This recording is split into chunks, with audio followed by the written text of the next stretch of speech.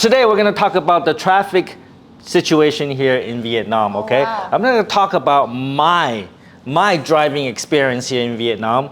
And it's going to be a little bit negative. I'm going to complain a little bit about drivers here in Vietnam, okay? Not all of them, but maybe many of them, okay? They suck. Let's go.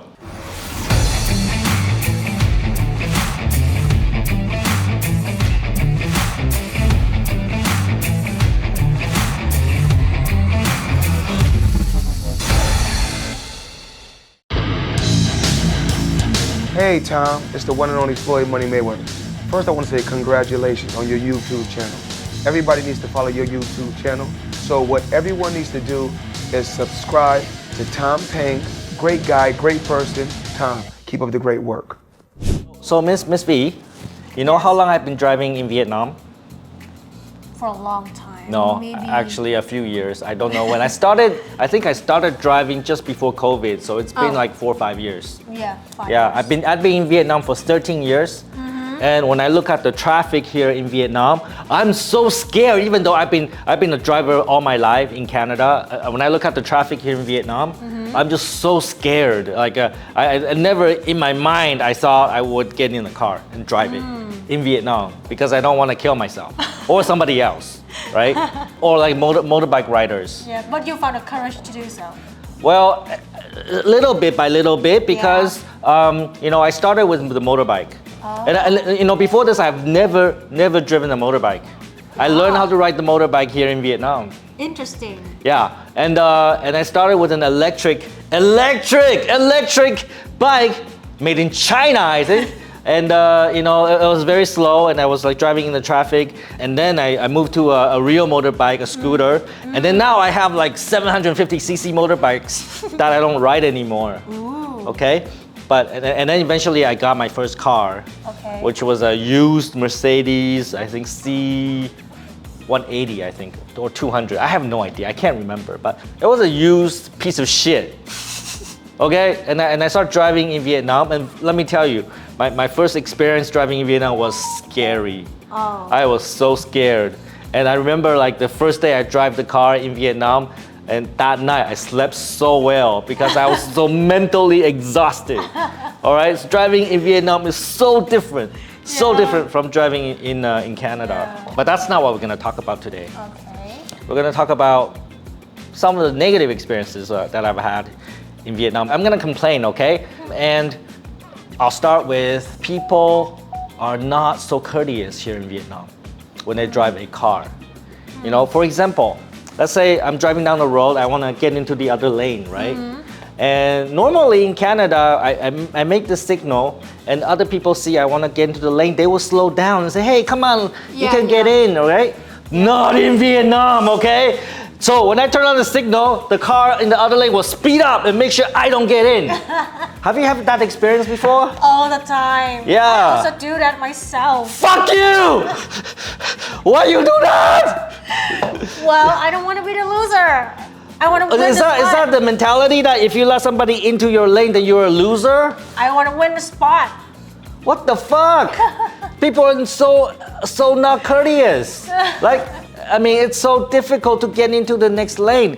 And then it creates a lot of stress, right? Because you cannot get into the lane, maybe you cannot make the turn.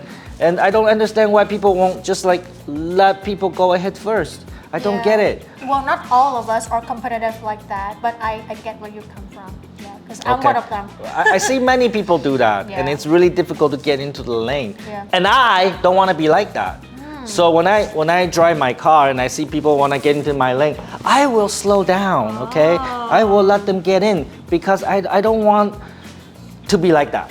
But when I slow down and let the other car get in, you know what happens? What happened? The car behind me, honk, honk, honk. Like they get angry because I let another car into my lane. What the fuck? Do they think they own the road or something? I don't know, man. So that's my first biggest complaint about drivers here in Vietnam. Yeah. I have to say not all of them because there are some courteous ones like me. Okay? So chivalry is not dead. Shiver, I don't open doors for girls. Okay, maybe if it's a girl driver, you know, maybe they will let them in. Maybe the problem is I'm a guy. Maybe. Maybe, I don't know. Or maybe it's a car I drive, maybe it's a VinFast, they don't let them in. No, actually that's not true because when I drive, let's say a new VinFast, you know, that rarely seen on the road, then they will let me in more often. Interesting. Because if it's like a more unique car, then they will slow down and let me in because we probably want to take a good look at the car. I think that's what it is. Okay, my second complaint, all right? And this to me is really ridiculous because I don't know if you've been in a situation where maybe there's an intersection, okay? Yeah. And then there's like maybe traffic light and people get into the intersection and get stuck in the intersection and then blocking the intersection. Yes. Have you seen that before? And it's super chaotic, right? Exactly. So people get into the intersection, they cannot get to the other side. They're in the Yes. middle of the intersection, blocking this way. Yeah. And then nobody let them go. So basically everybody is stuck in the intersection. And nobody want to make any move to allow the traffic to flow. Yes. So they're all completely stuck there for 5-10 minutes. Wow. Have you been there? All the time. Really? Yeah. All the time. You're so unlucky. Every day during peak Every hours. day.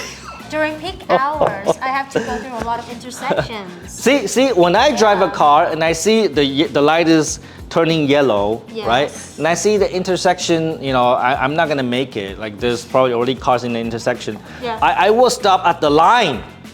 So that I won't like get stuck in the intersection. Yes. And then block the flow of traffic in the other direction. Yeah. But I don't think people understand that. They just see, oh, I need to get across, so I don't fucking care. Let's go through and then block the intersection, all right? And once we're in that situation, nobody want to make any move to allow traffic to flow again. It's like, if I want to go this way, I want to go this way. I don't fucking care about people want to go that way. Yeah. You know, and then everybody just get like congested. I think it's so crazy. Yeah. And there's actually one situation, you know, I was in a very narrow road. This is like my third complaint, okay? I'm in a narrow road, all right? And then this is near a mall, so there's a lot of cars and motorbikes and a lot of traffic. And then there's cars coming this way, there's cars coming that way. But the road is really only wide enough for 1.5 cars. What? Yeah. That's insane. I know. So imagine the road is only wide enough for 1.5 cars and there's cars going this way and then that way. So obviously it's gonna get stuck, right? And then so we need to like get on the sidewalk and stuff to get past each other. But when I was in that situation, I was stuck and then there's no way to go through. And then the people behind me start honking. They don't care that it's stuck, right? They just keep on honking. Yeah, so annoying. Yeah, exactly. Like- and eventually they come to my car and say, you can go. And I'm like, how? Go where? Go where? Yeah, I know. How? And they're like really angry and say, you can go. Yeah. They only care about themselves. That they don't care about their stock. They don't care about like, well, actually the situation is we cannot go forward. Maybe Yes. people need to back up. Yeah. Maybe the cars behind me need to back up so we can back out, so let the traffic flow again. Nobody think like that. They only think about the car in front of them. It's so sad. Yeah. It's annoying, to be honest. There's one time, a few days ago. Oh, when really? When I was riding my bike home, and then the same situation like you just mentioned. Like this asshole, like motorbike rider, he was honking his honks, and the car driver, he was so annoyed, and he decided to just intentionally stop the car in the middle of the road. Oh wow. Yeah, like okay. he does it on purpose. Oh, yeah? Just to piss the asshole driver behind him. Okay. Yeah, like where do you want me to go? Like I'm not driving a flying car. And then what happened? And then when the light turns on, I mean, yeah, then the asshole driver, he Motorbike. find a way to go. Oh, okay. Yeah. Well, It was so satisfying. I just satisfied. Yeah. So I think what we're saying is that I hope drivers in Vietnam, they're more courteous, they're more thoughtful, they think about the situation, not just get angry at the person in front of them, you know, and be courteous. Let people into the lane, you know, don't block people. Like if you're in a situation potentially you're gonna block other people, then get yourself out of the way, right? Yeah. I mean, be more thoughtful of other people, and then the traffic will flow better and we'll all get to our destination faster Yeah.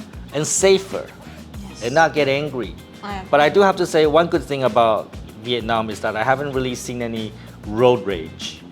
Road rage is like you get angry, you get off the car and start beating people up. Oh. Yeah, I haven't seen any. I'm sure there are, but I haven't experienced any yet, and I don't want to. Does But that happen in Canada? Quite a bit. Ooh. Yeah, so they're courteous, but when they get angry, they get really violent. So I guess in Vietnam we get angry, but we don't actually get off the car and start confronting people.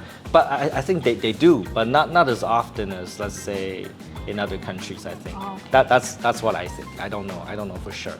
Okay, so I wish everybody is more courteous. What do you think? Yeah, I have to agree with you on that, Paige. All right. You ride motorbikes? Yes, I What do. kind of motorbike do you ride? I ride a Vision.